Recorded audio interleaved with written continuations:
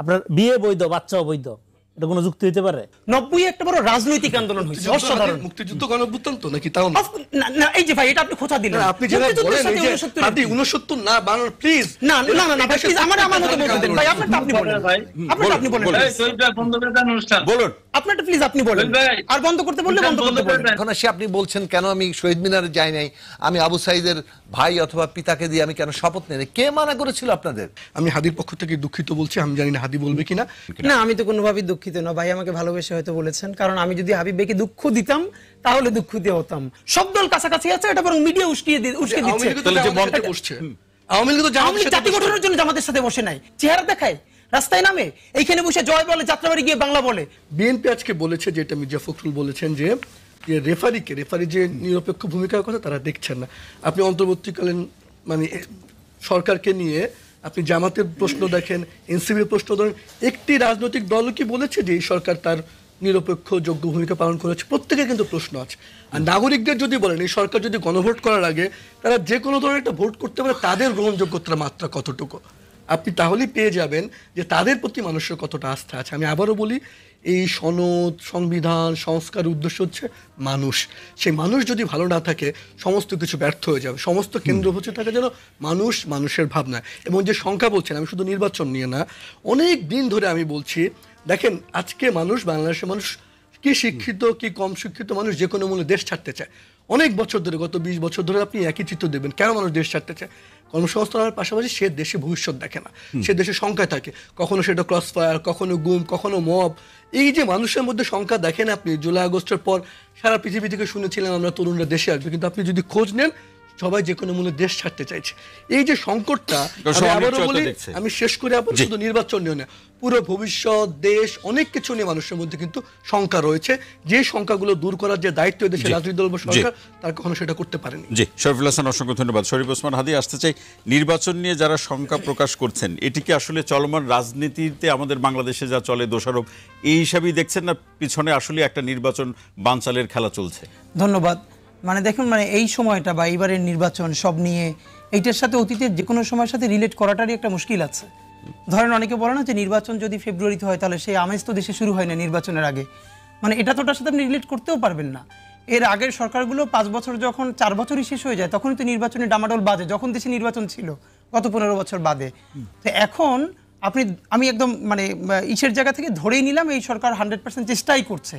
এখন ধরেন এই চেষ্টা করবার পরেও আপনি যতই নির্বাচনী ডামাডোল বাজিয়ে দেন, এরপরও কি আপনি বলতে পারবেন যে 1400 ডকুমেন্টেড শহীদ পরিবার সে তো প্রতিদিন ভয়েস দিবে যে আমার বাচ্চার একটা বিচার আমি পাই নাই, তোমরা নির্বাচন করো। এখন ধরেন বিএনপি, জামাত ইসলামী, অপর আমরা সবাই প্রচুর নির্বাচন করলাম, তো তাতেও কি আপনি এই 1400 শহীদের পরিবারের ভয়েস তো বন্ধ করতে পারবেন না, কারণ এখন পর্যন্ত আমরা একটা রায় পাই নাই। নাম্বার 2, আসেন যে অগণিত যে আহত, এখন পর্যন্ত তাদের বিচার, আপনি সেদিনকে দেখেছেন 2 দিন আগে একটা বাচ্চা সে ট্রাইব্যুনালে এসেছে। মানে এখন আমাদের মুশকিলটা কি, আমরা এখন এই পজিশন নিলেই বলবে যে আমরা গণতন্ত্র বিরোধী, নির্বাচন বিরোধী। তো আমাদের যেটা দেখেন বরাবর কথা যে নির্বাচন বানচালের আমার তরফে যেটা আমরা এখন বুঝি যে পলিটিক্যাল কোনো পার্টি ওরকম করে চাওয়ার কোনো কারণ নাই। যেটা হতে পারে, যেমন জামাতের আজকে বক্তব্য দেখলাম মাত্র, জামাত বলল যে গণভোট আগে করে প্রয়োজনীয় নির্বাচন পিছিয়ে যাক। এই পিছিয়ে যাক তো আমি এটাকে বানচাল বলে রিড করতে চাই না। এর মানে আমি ফোকাস করতে চাই যে গণভোটটা তো এ মাসেও নভেম্বরেও সম্ভব।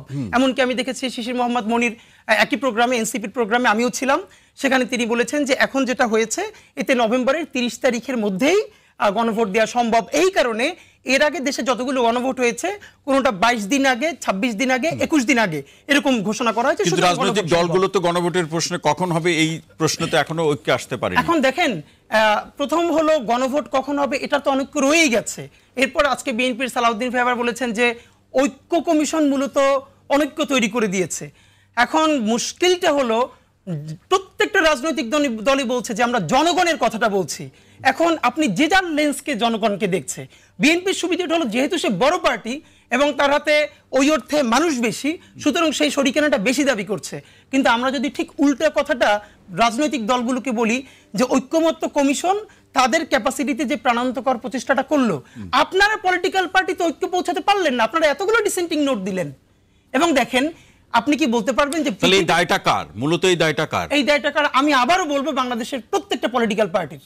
ধরেন জাতীয় ঐক্যমত্য কমিশন নাই, আমি বললাম আমরা যে সবাই প্রচুর গালিগালাজ করছি না, ঐক্যমত্য কমিশন এসেছে, খাওয়া দাওয়া করেছে, ব্যাপারটা এমন যেন ঐক্যমত্য কমিশনের এই কয়জনের দুনিয়ার কোনো খাবার ছিল না, তারা বাংলাদেশে খাইতে আসছে, ধরেন এটা নাই। তো এই দেশকে দাঁড় করানোর দায়িত্ব কার? পলিটিক্যাল পার্টির না? তো একটা না একটা পলিটিক্যাল পার্টিকে তো দায়িত্ব নিতে হতো, আসেন প্লিজ বসি। তো এই যে পলিটিক্যাল কনসেনসাস আমরা তৈরি করতে পারলাম না জাতি গঠনে, রাষ্ট্র গঠনে, এইটাই আপনি ধরেন ঐক্যমত্য কমিশন ফেল করলো, বিদেশ চলে গেল, তারপর এই দেশ যদি ধ্বংস হয়ে যায়, এই দায়িত্ব কি ঐক্যমত্য কমিশনের নাকি পলিটিক্যাল পার্টিগুলোর? যে তারা সবাই বাংলাদেশপন্থী দল, সবাই জুলাইয়ের শরিক, এরপরও তারা কাছাকাছি জায়গায় আসতে পারলো না কেন? এর মানে হলো আমাদের ওই যে অন্যের উপরে চাপিয়ে দেওয়ার যে সংস্কৃতি, নিজের উপরে দায় মোটেও নাই। সেখানে কোনো সংশোধন হয় নাই, না হয় নাই, হইলে তো আমরা এতগুলো নোট অফ ডিসেন্ট দেখতে পারতাম সেই না। চাপিয়ে দেওয়ার সংস্কৃতি এখনো আছে বলে আপনি মনে করছেন? হ্যাঁ, of course আছে। হাদিব, অসংখ্য ধন্যবাদ। জলকর মনিব, আসতে চাই যে গণভোট কখন হবে এই প্রশ্নে নির্বাচন পিছিয়ে যাওয়ার যে শঙ্কা বিএনপি সহ অনেকগুলো দল করছে, এখন প্রশ্ন হচ্ছে এই দায় তো আসলে কেউ নিতে চাচ্ছে না। জি ধন্যবাদ, যে যেখান থেকে শুনছেন সবাইকে আমার সালাম। দেখেন 5 তারিখের পরে আমরা বলছিলাম যে 100% বিরোধিতার রাজনীতি করার দরকার নেই। এখানে রাজনীতিটা দুইটা জায়গার থেকে আটকাইছে আমার যেটা মনে হয়, একটা হলো দলীয় স্বার্থের রাজনীতি আর একটা হলো জাতীয় স্বার্থের রাজনীতি। তো এখন আমরা দেখতে পাচ্ছি যে যেখানে জাতীয় স্বার্থের রাজনীতি করার দরকার সেখানে সবাই যার যার দলীয় স্বার্থের রাজনীতিকে প্রাধান্য দিতে গিয়ে আজকে গোটা দেশের একটা গণতান্ত্রিক উত্তরণ পুরা অনিশ্চয়তার মধ্যে পড়ে গেছে। দেখেন এখানে গণভোটের কোনো দরকার নেই, এটা আমি প্রথম দিক থেকে বলে আসতেছি। সেটা আগে এটার কোনো আইনি ভিত্তিরও দরকার নেই। মানে শেষ করি আমি দুইটা পয়েন্ট আগে বলে, দুইটা পয়েন্ট বললাম কি, গণভোট দরকার নাই, আইনি ভিত্তি দরকার নেই। আগে আসে আইনি ভিত্তির কথা। এই সরকার কারা গঠন করছে? সম্মিলিত সমস্ত শক্তি, গণ অভ্যুত্থান তার ম্যান্ডেট, গণ অভ্যুত্থান ইজ দেয়ার। তাহলে আলাদা আইনি ভিত্তি কেন দরকার? আপনি যখন আলাদা আইনি ভিত্তি দাবি করেন তার মানে আপনি গণ অভ্যুত্থানকে আন্ডারমাইন করেন, 1 নাম্বার। তারপরেও এই সরকার আগের সংবিধানের রেফারেন্স এবং গণ অভ্যুত্থান দুইটার সম্মিলিত অবস্থান এবং সমস্ত দল এবং নির্দলীয় জনগণের ঐক্যমতের ভিত্তিতে বা সমর্থনের ভিত্তিতে প্রতিষ্ঠিত। ফলে তার আলাদা করে আপনার বৈধতা প্রমাণের কোনো দরকার নেই, মানে আইনি ভিত্তির প্রয়োজন নাই। কারণ হলো এই সরকার যদি বৈধ হয়, সরকারের গঠিত কমিশন যদি বৈধ হয়, সেই কমিশনের প্রণীত জুলাই সনদের আবার আলাদা করে আইনি ভিত্তি কেন দরকার? আপনার বিয়ে বৈধ, বাচ্চাও বৈধ, এটা কোনো যুক্তি হইতে পারে? হইতে পারে না, 1 নাম্বার। 2 নাম্বার হইল আপনার এটা গেল আইনি ভিত্তির তর্কটা। তার গণভোট যেই বিষয়ে বাংলাদেশ রাষ্ট্রের একটা পুনর্গঠন লাগবে, শুধু সংস্কার না, এই বিষয়ে সমস্ত রাজনৈতিক দল আওয়ামী লীগ ছাড়া এবং মানুষ জনগণ কারো কোনো দ্বিমত নাই। যেই বিষয়ে কারো কোনো দ্বিমত নাই সেই বিষয়ে কেন গণভোট দিবেন আপনি? এইবার সংস্কার করার প্রক্রিয়া সবার একরকম হবে না, কারণ সমস্ত দলের রাজনৈতিক ইডিওলজি, মতাদর্শ একই রকম না। একটা গণতান্ত্রিক দল তার সংস্কার করার প্রক্রিয়ার ক্ষেত্রে সে পার্লামেন্টারি ডেমোক্রেটিক পদ্ধতিটাকে গুরুত্বপূর্ণ মনে করবে। একটা ইডিওসেন্ট্রিক দল সে করবে অভ্যুত্থান, ভাববে বিপ্লব, সে বিপ্লবী জিনিসপত্র চিন্তা করবে, স্বাভাবিক, নাথিং রং উইথ দ্যাট। এখন এইটা বলেন, এই বিতর্কে যদি নির্বাচন পিছিয়ে যাওয়ার শঙ্কা করছেন, জি বলুন। ফলে এই যে আপনার মতাদর্শগত পজিশন, সেটাকে বাস্তবায়ন করার জন্য আপনি সরকারের ক্ষমতার ভেতরে আপনার ভরকেন্দ্রকে যখন আপনি ব্যবহার করবেন, তখন প্রশ্ন উঠবে যে আপনি এই যে ওবায়দুল কাদের আমলের যে খেলাধুলার বিষয়গুলো, সেগুলো আবার সামনে হাজির হইল যে আপনি রেফারি হয়ে তো খেলতে পারেন না। আপনি যেই জিনিসটার আপনার ধরেন অলরেডি এখানে ঐক্যমত আছে, সংস্কার সবাই করবে, আপনি এখান থেকে গুলিস্তান যাবেন ধরেন, আপনি কারণ বাজার রাস্তা হয়ে যেতে পারেন, আমি মগবাজার রাস্তা হয়ে যাব। এবং জনগণ যদি মনে করে না মগবাজার রাস্তা হয়ে যাওয়া ভালো, তো মগবাজারিদের ভোট দিবে। আর যে মনে করবে কারণ বাজার রাস্তা হয়ে যাওয়া ভালো, সে কারণ বাজারিদের ভোট তাহলে দিবে। রনিব এইটুকু এইটা বলুন যে রেফারি হয়ে, আপনি যেমনটি বলছেন, রেফারি হয়ে যখন কেউ খেলে তার পরিণতি কি? তার পরিণতি হইল আপনি গণ অভ্যুত্থানের নামে জনগণের আকাঙ্ক্ষাকে আন্ডারমাইন করছেন।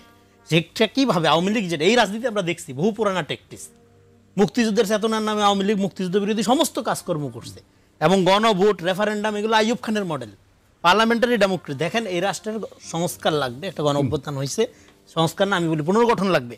সেই পুনর্গঠনের পদ্ধতিটা আপনি ডেমোক্রেটিক পদ্ধতি মাইনা করবেন না অগণতান্ত্রিক পদ্ধতিতে নিজের দলীয় স্বার্থ রক্ষাকে মাথায় রেখে করবেন, সেটা জনগণ ডে বাই ডে বুঝে যাচ্ছে।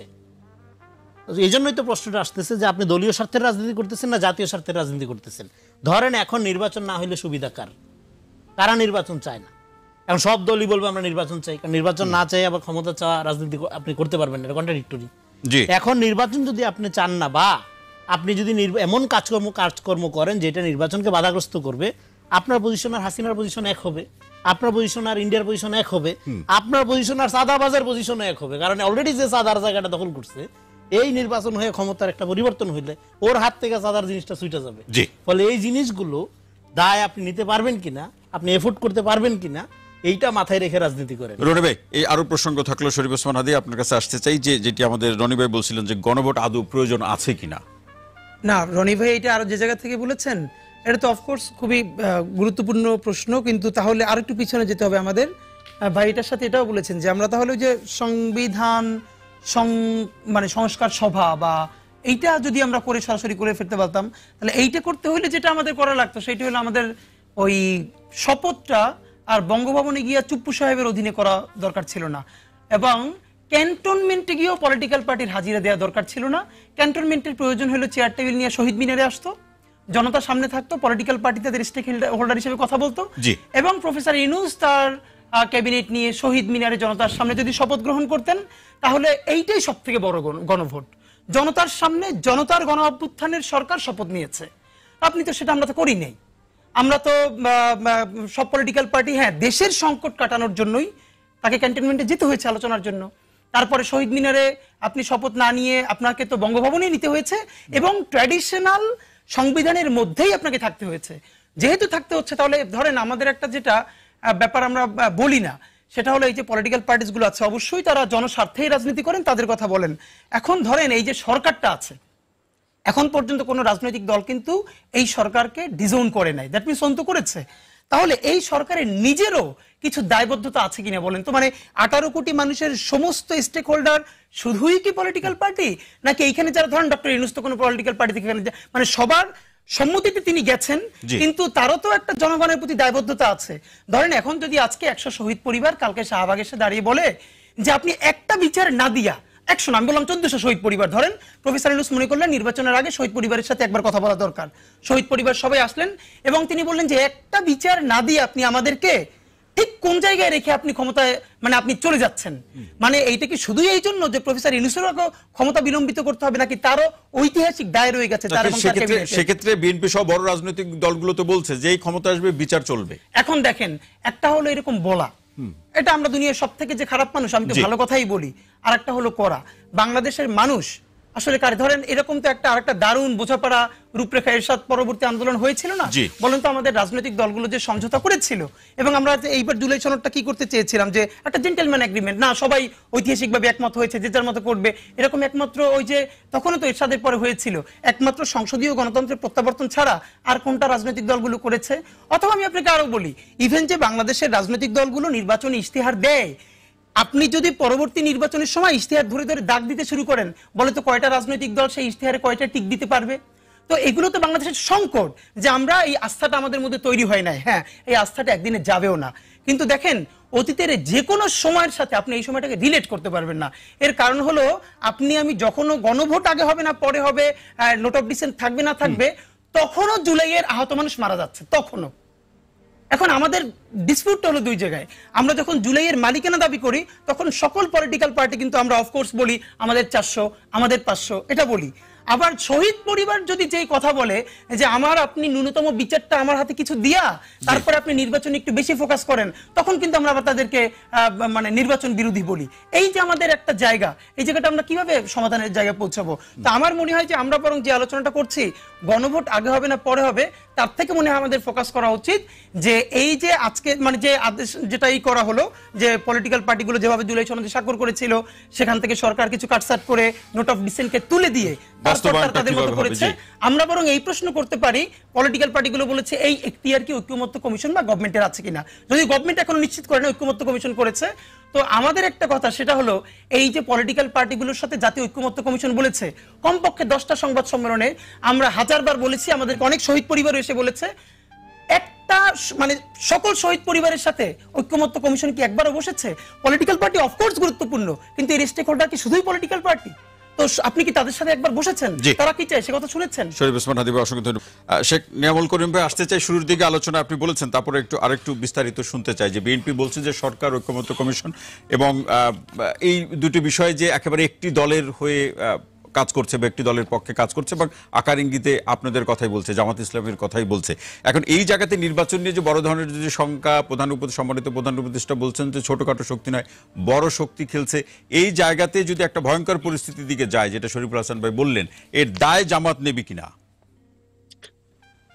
হ্যাঁ, দেখুন, এই দায় জামাত নেওয়ার প্রশ্ন না।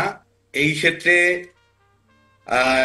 অধিকাংশ দল যে সকল বিষয়ের উপরে ঐক্যমত পোষণ করেছে, সেখানে যদি দুই একটি দলের সেখানে নোট অফ ডিসেন্ট থাকে, তাহলে সেই অল্প কয়েকটি দল সেখানে নোট অফ ডিসেন্ট দেওয়ার কারণে সে দায়িত্ব তাদের উপরে আসতে পারে। তো সেই ক্ষেত্রে এই দায়িত্ব জামাতের উপরে আসবে না, কারণ এখানে গণভোট, এটা জনগণের দাবি। আর জামাত তো এখানে রায় চাচ্ছে না, জামাত চাচ্ছে ভোট। জনগণ কি বলে সেইটা দেখতে চাচ্ছে।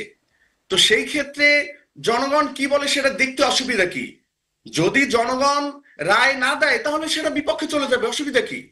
অতএব জামাতের দাবি তো যৌক্তিক। এখানে জামাত সহ শুধু জামাত একটি দল নয়, এখানে বাংলাদেশের গুরুত্বপূর্ণ 8টি দল যারা এখানে আরেকটা ছোট্ট প্রশ্ন, আপনি আলোচনা করবেন। ছোট্ট প্রশ্ন, সেটা হচ্ছে জনগণের রায় যদি সন্তোষজনক মাত্রায় অথবা পরিমাণে পাওয়া না যায় গণভোটের মধ্যে দিয়ে, তখন তো আরেক ধরনের অনিশ্চয়তা তৈরি হবে। না, এই ক্ষেত্রে আমরা কনফিডেন্ট এনাফ যে এই ক্ষেত্রে জনগণের ভোটই হয় না, আপনারা কনফিডেন্ট হয়ে যান কিভাবে? মানে আপনি আগে থেকে রেজাল্ট জানেন ভাই? না, সে একটু শোনেন, বলুন। আপনি যে কথাটা আসছে, একটা দল বাদে তো ভাই আরো 14টা দল আছে ভাই যারা চায়নি। বেশিরভাগ দল তো চাচ্ছে না। সেই বেশিরভাগ দল, সেই দলের অবস্থান সেটাও তো দেখতে হবে। মানে বিএনপির চেয়ে জামাতের জনসমর্থন বেশি না, সেই বিএনপির কথা আমরা বিএনপি বড় দল, এটা তো আমরা স্বীকার করি। আপনি যদি বলেন জনগণ চাইছে, তো এই দেশে তো এখনো মোট জনগোষ্ঠী একটা বড় অংশ বিএনপির, তো বিএনপির জনগোষ্ঠী চাইছে না জামাতের, আপনারা কি করে বলেন জনগণ চাইছে? আমি একটু অ্যাড করি, যদি আপনি আমি একটু প্লিজ অ্যাড করি। আপনি যদি সেই অর্থে বলেন তাহলে বিএনপি যতবার গভর্নমেন্ট ফর্ম করেছে কত পার্সেন্ট ভোট পে করেছে? যদি ম্যাক্সিমাম 40% হয় তাহলে তো 60% মানুষ ভোট দেয় নাই। এক্স্যাক্টলি। তাহলে এই যে আমরা জুলাই সনদের মধ্যে বা কোথাও তো বলেই নাই যে ঠিক কতটা দল ভোট দিলে 50+1 এরকম ভোট হলে আমরা সেটাকে মানবো। এর মানে আলোচনাটা যেটা আছে, আমরা বরং এই এলাপে সেইটা নিয়ে যেতে পারি যে আমরা সবাই প্রবলেমগুলো মিনিমাইজ যত করে আমাদের নির্বাচনটা আনা যায়। কিন্তু এখন এই ভাইও যেটা যে প্রবলেম তো মিনিমাইজ হচ্ছে না, এটা তো আরো ম্যাক্সিমাইজ হচ্ছে। জি, জুনায়েদ সাকিব, আপনার কাছে আসতে চাই, যেটা আমাদের শরীফ আপনার কাছে একটি আলোচনার মাধ্যমে প্রশ্ন রাখছিলেন যে ঐক্যমত্য কমিশনে আপনারা যে স্বাক্ষর করলেন জুলাই সনদে, এরপরে যখন এটা সরকারের কাছে হস্তান্তর করালো, সেই জায়গাতে বেশ কিছু পরিবর্তন, এর দায়টা কি নেবে বা এটা কিভাবে হলো? প্রথম প্রশ্ন হচ্ছে যে জুলাই জাতীয় সনদ স্বাক্ষর হয়েছে, পদ্ধতি বাস্তবায়ন পদ্ধতি স্বাক্ষর হয়নি। বাস্তবায়ন পদ্ধতি ওনারা একটা প্রস্তাব জমা দিয়েছেন। বাস্তবায়ন পদ্ধতির মধ্যে আপনি দেখতে পাচ্ছেন যে ওনারা জুলাই জাতীয় সনদটাকে যুক্ত করেছেন, কিন্তু সেখানে নোট অফ ডিসেন্ট এবং বাস্তবায়নের যে নোট অফ ডিসেন্ট কিভাবে বাস্তবায়ন হবে তার যে নোট, সেটা ছাড়া এটা ওনারা পারেন না।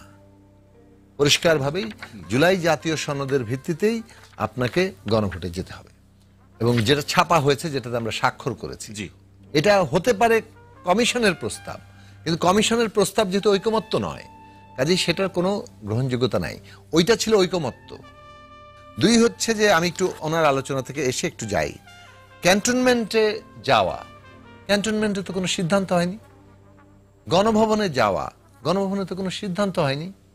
একটা সিদ্ধান্ত শুধু নেওয়া হয়েছে, ছাত্র সমাজের কি দাবি ছিল, শেখ হাসিনা পদত্যাগ করবে এবং একটি অন্তর্বর্তী সরকারের হাতে ক্ষমতা হস্তান্তর করবে, গ্রহণযোগ্য অন্তর্বর্তী সরকারের হাতে। আমরা পরিষ্কার করে বলেছি, ক্যান্টনমেন্টে এই আলোচনা হয়েছে, বঙ্গভবনেও এই আলোচনা হয়েছে যে ছাত্র সমাজের দাবি পূরণ করা হবে, এইটা সেনাপ্রধানও ঘোষণা দিবেন এবং প্রেসিডেন্টও ঘোষণা দিবেন। দুই জায়গায় ঘোষণাটা এসেছে, এতটুকুই। কিন্তু বাকিগুলো হচ্ছে সব টুকিটাকি জিনিস, গ্রেফতারকৃতদের ছেড়ে দেওয়া, আইন শৃঙ্খলা পরিস্থিতি যাতে খুব খারাপ না হয়, মানুষের জানমালের নিরাপত্তা ইত্যাদি। এগুলো কোনো পলিটিক্যাল মানে ওই অর্থে না, এগুলো হচ্ছে একেবারে এসেনশিয়াল করণীয়। তাহলে রাজনৈতিক সিদ্ধান্তটা কি হচ্ছে? একটি গ্রহণযোগ্য অন্তর্বর্তী সরকার গঠন করা হবে, কাদের সাথে? ছাত্র সহ স্টেক হোল্ডারদের সাথে আলোচনার ভিত্তিতে। এখন আজকে যে উনি বলছেন যে ক্যান্টনমেন্টে যাওয়ার প্রয়োজন ছিল না, ক্যান্টনমেন্টে যে যদি আমরা একটা ক্যান্টনমেন্টের সরকার অথবা ওইখানে বসে করতাম, তাহলে আপনি কথাটা বলতে পারতেন। যে সিদ্ধান্ত নেওয়া হয়েছে 5 তারিখ রাত 9টার পরে যে ঘোষণা এসছে, তারপরে 6 তারিখ থেকে আলোচনা শুরু হয়েছে। আলোচনার স্টেক হোল্ডার কারা ছিল? এই যে আজকে যারা এনসিপি গঠন করেছেন তারা এবং প্রধান দুই রাজনৈতিক দল বিএনপি এবং জামাত, আর কোন কোন দলের সাথে কথা বলা হয়েছে আমি জানি না। আমরা 5 তারিখে যে যুক্ত ছিলাম, 6 তারিখ থেকে এই আলোচনা প্রক্রিয়া আমার জানা মতে খুব বেশি দলের সাথে কোনো আলোচনা করা হয়নি, অন্তত আমাদের সাথে করা হয়নি, গণতন্ত্র মঞ্চের সাথে করা হয়নি, এটা আমরা জানি, এটা পরিষ্কার করে দাবি করতে পারবো। তাহলে দায় হচ্ছে এই 3টি দলের, তারা যা করেছে 8 তারিখের যে এইভাবে সরকার গঠন, এর পুরো দায়টাই 3টি দলের। আজকে তারাই কিন্তু বিতর্ক মানে তৈরি করছে, জামাত ইসলামী এবং এখন আসে আপনি বলছেন কেন আমি শহীদ মিনারে যাই নাই, আমি আবু সাইদের ভাই অথবা পিতাকে দিয়ে আমি কেন শপথ নেই, কে মানা করেছিল আপনাদের? আপনাদের দায় নিতে হবে যে কেন আপনারা করেননি। বলা পরে সুযোগ পেলে কোনোদিন বিতর্ক করবো। 90 এ দেশে কোনো গণ অভ্যুত্থান হয় নাই, এটাই শুধু বলার জন্য। অসংখ্য ধন্যবাদ। বাকি আলোচনা শুনছে হাবিব ভাই, সেই যেটি আমাদের হাদি ভাই যেটি যুক্ত করলেন একটি প্রসঙ্গ, যে আসলে 90-তে গণ অভ্যুত্থান হয়নি, আপনি তো সেই আন্দোলনের অন্যতম নায়ক ছিলেন, এই প্রসঙ্গে একটু শুনতে চাই, এরপর আরো প্রশ্ন আছে আপনার কাছে। এই প্রশ্নের কি উত্তর দেব? 82 সাল থেকে 90 সাল পর্যন্ত একটানা আন্দোলন করতে হয়েছিল। আমরা আন্দোলন করতে গিয়ে মার খেয়ে খেয়ে যতদিন হাসপাতালে ছিলাম, এখন যারা কথা বলে তাদের বয়সে তত না, এবং আমরা নির্দিষ্ট দাবি নিয়ে সর্বশেষে আমরা 10 দফা নিয়ে আন্দোলন নেমেছিলাম। সেটাকে কোনো আন্দোলন যদি না বলে, কেউ গণঅভ্যুত্থান না বলে, এটার সাথে যুক্ত মানে কথা বলার কোনো আমার ইচ্ছাই হয় না। এবং এই যে 90-এর গণঅভ্যুত্থানকে যারা ছোট করে দেখে, যারা নূর হোসেনের আত্মদানকে অবহেলা করে, যারা সিলিন্ডার টাকে তোলা পিস্টলকে অস্বীকার করে, যারা ডাক্তার মিলনের আত্মদানকে যারা হিসাবে আনতে চায় না, জি, তাদের সম্বন্ধে কথা বলার কোনো সুযোগ নেই। জি হাবিব ভাই, অসংখ্য ধন্যবাদ। শরীফুল হাসান ভাই, যে দায় তাদেরকে নিতে হবে যারা এখন নির্বাচনের আগে গণভোট চাচ্ছে, এটা নিয়ে যদি বিতর্ক হয়, নির্বাচন শেষ পর্যন্ত না হয়, তাদেরকে দায় নিতে হবে। হাবিব ভাই বললেন। আমি শুধু বলি, যুগে যুগে যারা দেশের জন্য পরিবর্তনের জন্য স্বপ্ন দেখেছে, এমন কোন সময়ের কোন মানুষের আত্মত্যাগ নিয়ে কোনো প্রশ্ন করা উচিত না। হাবিব ভাইরা যেহেতু সরাসরি রাজপথে ছিল, আমি মনে করি যে হাবিব ভাই যদি হাদি বা কারো কথা কষ্ট থেকে, আমাদের কখনোই আরেকজনকে কখনোই অসম্মান করা উচিত না। আমাদের মনে রাখা উচিত প্রতিটা ধারাবাহিকতার ক্ষেত্রে আসে। আমি হাদির পক্ষ থেকে দুঃখিত বলছি, আমি জানি না হাদি বলবে কিনা, কিন্তু আমি আবারও বলি, সাধারণ মানুষ এই যে মুক্তিযুদ্ধ বলেন, ভাষা আন্দোলন বলেন, 90 বলেন, 24 বলেন, তারা কি দেশ চেয়েছিল? তারা দেশ চেয়েছিল আপনার পুলিশে এমন লোক থাকবে না যে আপনি দল দেখে তাকে মারবেন, আদালতে গিয়ে আপনি দলের কারণে বিচার পাবেন, তারা সেটা চায় না। তারা চায় না যে চাকরিতে আপনি কখনো তার রাজনৈতিক দল দিয়ে তাকে পদোন্নতি দিবেন, তাকে ভেরিফিকেশনে বঞ্চিত করবেন। সাধারণ মানুষ চায় না যে তাকে আপনি দুর্নীতি লুটপাট করবেন। এদেশে 54 বছরে কখনো সাধারণ মানুষের সেই রাষ্ট্র হয়নি, সেই রাষ্ট্রের দিকে আসলে বিন্দুমাত্র চেষ্টা আমরা দেখতে পাচ্ছি। এখন আপনি বলতে পারেন পৃথিবীর অন্যান্য দেশ কিভাবে গিয়েছে, এই যে অন্যান্য দেশগুলো দেখেন, এখন পর্যন্ত ভোটের চেয়ে, গণতন্ত্রের চেয়ে মানে বেস্ট কোনো পদ্ধতি আবিষ্কার হয়নি পৃথিবীতে। সেজন্যই ঝড় হোক ঝঞ্ঝা হোক, প্রতি 5 বছর পর একটা নির্বাচন হতে হবে এবং সবাইকে একটা নির্বাচন হতে হবে। দেখেন, আমরা যদি বলি যে অমুকের বিচার না হলে অমুকের নির্বাচন হবে না, বিচারটা আপনি চাওয়ার অধিকার আছে। তো একটা বিচারটা যদি আপনি তাহলে 10 বছর লাগে, নিচের আদালত উপর আদালত, তাহলে কি 10 বছর নির্বাচন হবে না? আমি আবারও বলি, একটা দেশে যাই হোক না কেন, আপনি 5 বছর পর পর নির্বাচনটা করেন, আপনি আদালতটা ঠিক করেন যে ওখানে কোনো রাজনৈতিক দল নয়, আপনি সাধারণ মানুষ বিচার পাবেন। আপনি পুলিশকে নিজের মতন করে ইউজ করেন না, আপনি এমন কোনো বাহিনী গঠন করেন না বিরোধী দলকে দমন করার জন্য, আপনি কাউকে গুম করেন না, ক্রস ফায়ার করেন না, স্বাভাবিক চর্চা করেন, দেশ আগাবে। শরীফুল হাসান, অসংখ্য ধন্যবাদ। শরীফ ওসমান হাদি, আপনার হয়ে শরীফ ভাই ক্ষমা চাইলেন, আপনি কিছু বলবেন কিনা? না, আমি তো কোনোভাবেই দুঃখিত না, ভাই আমাকে ভালোবেসে হয়তো বলেছেন, কারণ আমি যদি হাবিব ভাইকে দুঃখ দিতাম তাহলে দুঃখ দিয়ে হতাম। আমি তো হাবিব ভাইকে কিছু বলি নাই, আমি খুবই একাডেমিক জায়গা থেকে বলেছি, যেটা রেজাউল করিম রনি ভাই অনেকদিন ধরে, যেমন আমাদের সবাই যখন ভালোবেসে জুলাই বিপ্লব বলেছিল, আমরা বলেছি না, এখানে বিপ্লব হয় না, এটা গণ অভ্যুত্থান। আর গণ অভ্যুত্থান দেখেন, আবার বলি, এদেশে মানে শব্দের যে রাজনীতি, এইটা নিয়ে আমি কিছু বোঝাপড়া আছে, এটা আমি খুব প্রকাশ্যে দাবি করি। বাংলাদেশে কিভাবে শব্দের রাজনীতির মধ্য দিয়ে 69 ওই দেশে কোনো গণ অভ্যুত্থান হয় নাই, কারণ শেখ মুজিব শুধু মুক্তি পায় নাই, পাকিস্তানে ওই সময় অনেককে ছাইড়ে দিতে হয়েছে, এগুলো ভিন্ন আলাপ। 90 একটা বড় রাজনৈতিক আন্দোলন হয়েছে, অসাধারণ। মুক্তিযুদ্ধ গণ অভ্যুত্থান তো নাকি? তাও না, এই যে ভাই, এটা আপনি খোঁচা দিলেন, আপনি যেটা বলেন এই যে আপনি 69 না বানান, প্লিজ। না না না ভাই, প্লিজ আমার মতো বলতে দেন ভাই, আপনারটা আপনি বলেন ভাই, আপনারটা আপনি বলেন, এই সইটা বন্ধ করে দেন অনুষ্ঠান বলুন, আপনারটা প্লিজ আপনি বলেন, আর বন্ধ করতে বললে বন্ধ করতে বলেন। সেটা হলো, আমি আপনাকে দেখেন, আমি এই আলোচনার বাইরেও আমি বিশ্ববিদ্যালয়ে পড়াই, এবং এইটা আপনি আমাকে 1 ঘন্টা সময় দিলে আমি বলবো যে এটা গণ অভ্যুত্থান। আমি কি কারো অবদান অস্বীকার করেছি? যেমন আপনি এখন যারা জুলাইকে বিপ্লব বলতে চায়, তাহলে এখন তো সে খুবই মাইন্ড করবে কেন বিপ্লব বলে না, কিন্তু না, এটা একাডেমিক বিপ্লব না, এটা গণ অভ্যুত্থান হয়েছে, আপনি বিপ্লবী সরকার করতে পারেন নাই। একইভাবে 90তে একটা দুর্দান্ত রাজনৈতিক আন্দোলন হয়েছে। আপনি বলেন যে রাজনৈতিক দলগুলোর বাইরে কি পরিমাণ গণমানুষ এখানে অংশগ্রহণ করেছিল। শুধু একটা ছোট কথা বলে রাখি, পরে আপনারা ডিবেট করেন। যদি এখানে চূড়ান্ত গণ অভ্যুত্থান হইতো, তাহলে এরশাদ কিন্তু পরবর্তীতে সঠিক ইলেকশনের মধ্যে অনেকগুলো আসন পাইছে। এই কথাটা মনে রাখেন। এরশাদের যে জাতীয় দল, মানে গণ অভ্যুত্থানে যার পতন হয়, এখন আওয়ামী লীগ কয়টা ভোট পাইবে? আওয়ামী লীগ চেহারা দেখায়, রাস্তায় নামে, এইখানে বসে জয় বলে, যাত্রাবাড়ি গিয়ে বাংলা বলে, অথচ এরশাদ তো এদেশে ছিল, এরশাদের দল করছে এটা পলিটিক্যাল পার্টিগুলো একটা ক্রেডিট নেওয়ার জন্য গণ অভ্যুত্থান বলে। হ্যাঁ, এটা অসাধারণ রাজনৈতিক আন্দোলন হয়েছে। একইভাবে 90-এর কথা বলছেন? হ্যাঁ, 90-এর কথা বলছেন। অসাধারণ রাজনৈতিক আন্দোলন হয়েছে, কিন্তু আমি বলছি তার টার্ম ইজ গণ অভ্যুত্থান। এর মানে কি আমি আপনাকে ছোট করলাম? এখন আমি যদি আবার বলি যে জুলাই বিপ্লব, হাবিব ভাই বলবে বিপ্লব হয় না, তখন আমি খুব মাইন্ড করবো না, এটা তো বিপ্লব হয় না, যেটা আমাকে সত্য মানতে হবে, এটা গণ অভ্যুত্থান হয়েছে। আমি ছোট ছোট করে একটা বলি, শরীফ ভাইয়ের সাথে আর আগে একদিন শুধু এখানে বসেছিলাম, একই অবস্থা। শরীফ ভাইয়ের ওই সব দুঃখবোধ একই সময়। উনি বলছেন যে উনি এই গত 1.5 বছরও কোনো পরিবর্তন দেখেন নাই, ওনার হতাশা। এই হতাশাটা শরীফুল ভাই না, এটা আমাদের সবার আছে। কিন্তু যে বিল্ডিংটা আপনি ধ্বংস করেছেন গত 15 বছর 20 বছর ধরে, 1.5 বছরে এইটা কতদিনই নির্মিত হবে? এর মানে এই সরকারকে সাফাই দেওয়ার কোনো দরকার নাই। এই সরকারের তো আমরা মানে আমি তো এনসিপিরও না, আর আমি সরকারের কোনো পার্ট না। গত 1.5 বছরে কোনো সচিবালয় তো দূরের কথা, সরকারি অফিসের বারান্দায় গেছে এই প্রমাণে কেউ বলতে পারবে না। কিন্তু আপনি যখন অতি সরলীকরণ করে ফেলেন, আপনি এই জেনারেলাইজেশনের মধ্যে দিয়ে যান যে কোনো পরিবর্তন হয় নাই। সব থেকে বড় পরিবর্তন কি জানেন? বাংলাদেশের সাকিব ভাইরা আর জামাতের নিয়ামুল করিম ভাইরা, দুই প্রান্তের দুই মানুষেরা যখন বাংলাদেশের নতুন রাষ্ট্র নির্মাণের জন্য দিনের পর দিন এক জায়গায় বসেছেন, তারা কি জামাতের রাজনীতি করবে? জামাত কি বিএনপির রাজনীতি করবে? কিন্তু দেখেন এই যে জাতি গঠন প্রক্রিয়ায় তারা দিনের পর দিন ঐক্যমত্য কমিশনে বসলেন, এবং তার একটা, এবং আমি একটা কথা বলতে চাই, রনি ভাই অ্যাড্রেস করেছেন, এখন মিডিয়া বরং বারবার বলবার চেষ্টা করছে যে সব দল মুখোমুখি হচ্ছে। কোনো মুখোমুখি হয় নাই, সব দল কাছাকাছি আছে, এটা বরং মিডিয়া উস্কে দিচ্ছে। আওয়ামী লীগ জাতি গঠনের জন্য জামাতের সাথে বসে নাই। এবার ধরেন আপনি কমিউনিস্ট পার্টি, আওয়ামী লীগের কথা আরো বাদ দেন, আওয়ামী লীগ তো পপুলার পলিটিক্স করে, সে তো আর আইডিওলজির পলিটিক্স করে। কমিউনিস্ট পার্টি বসছে না জামাতের সাথে, সিপিপি বসছে না, বাসদ বসছে না, জাসদ বসছে না, তো এটার সাথে আপনি আওয়ামী লীগের সাথে বলতে পারবেন? আর এই আওয়ামী লীগ কি সেই আওয়ামী লীগ ছিল? আজকের যে গণহত্যাকারী আওয়ামী লীগ, সেই আওয়ামী লীগ তো সবার সাথে ছিল।